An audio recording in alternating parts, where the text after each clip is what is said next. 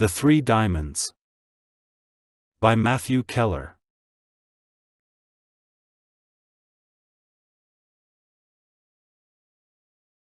Chapter 55. Icons. It started with the rain. Downpours were nothing out of the ordinary.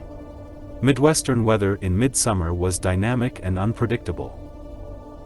Tortuously hot days turned into cloud-filled, overcast skies. Temperatures and the time of day often determining, with no predictability, the severity of storms. However, sudden changes in temperatures often were the harbinger of bad things to come, especially from hot to cold. The minivan's digital temperature display indicated 86 degrees Fahrenheit outside the vehicle. Few words were exchanged in the vehicle since leaving Cool Freeze only a few minutes earlier. The rain progressively increased in intensity, making travel slower and slower. With normal rainfall, a standard speed setting would be adequate for the windshield wipers. Its setting was at maximum, however, and its effect was alarmingly ineffective. As the wipers fought to provide visibility, Michael continued driving along the rain-soaked road. The sky was now black as pitch, requiring the use of the minivan's high-beam headlights. Winds that had been no more intense than the ordinary passage of air over the vehicle became noticeably severe.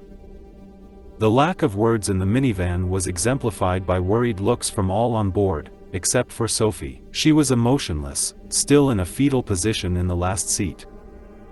As he struggled with the progression of the vehicle and its passengers, Michael quickly looked in the rearview mirror, scanning the eyes of the young ladies seated behind him. All showed signs of growing concern.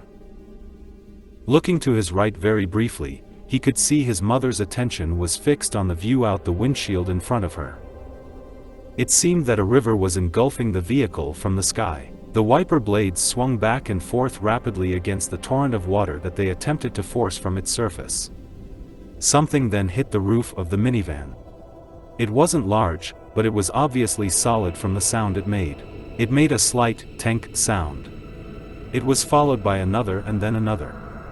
The source of the sound became visible on the windshield. It was hail. The sky suddenly erupted with countless thousands of pea-sized hailstones pummeling the minivan. The sound of the tiny frozen orbs impacting the vehicle's metal surface was like the sound of enraged ice hornets, each one attempting to beat the car into submission. Michael noticed the outside temperature on the dashboard display. It was 62 degrees Fahrenheit. The hail, which had previously been nothing more than a nuisance to visibility and ears, became thunderous as the small pellets grew in diameter. Each hit from thousands of hailstones, now the size of golf balls, roared atop the minivan. Michael realized that it was time to pull over to the shoulder of the road and wait the storm out.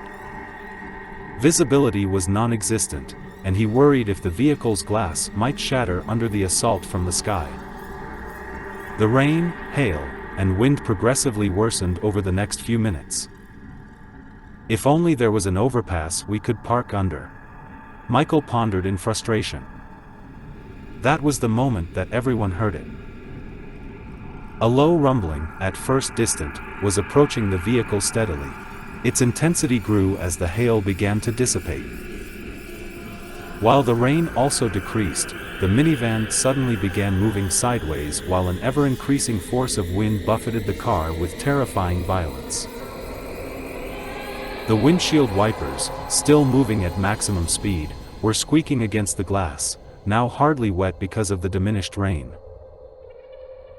Frighteningly close, flashes of lightning, quickly followed by deafening claps of thunder, revealed the intensity of something enormous.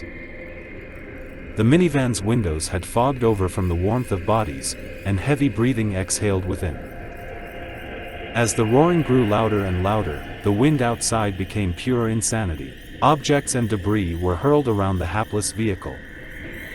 All eyes were opened wide in disbelief by what was seen, felt, and heard. Unseen things were hitting them, but it was not hail or rain. It was tree branches and rocks. The vehicle lurched sideways unexpectedly, causing someone in the car to scream. The jolt then became an uncontrolled spin across the wet pavement to the other side of the road. In desperation, Michael slammed the vehicle's transmission from park into drive. He pressed his foot hard on the accelerator and tried fighting against a force he could not see. But the minivan's wheels were no longer in full contact with the ground. The front of the car briefly flew upwards, then slammed into the ground violently, causing the transaxle to cease functioning. Without warning, the rear of the minivan flew upwards, its rear hatch bursting open. Among the panicked screams, raging winds, and flying debris, inside the minivan was heard a single voice. It was soft yet trembling. It was Kvitka. She was reciting something in Ukrainian. While everyone was hurled in their seats like rag dolls, she clutched something tightly in her hand. Michael wondered what it could be that she was saying the moment that there was an awful sound of twisting sheet metal while the vehicle was flung violently skyward. He noticed the temperature gauge one last time. It read 53 degrees Fahrenheit.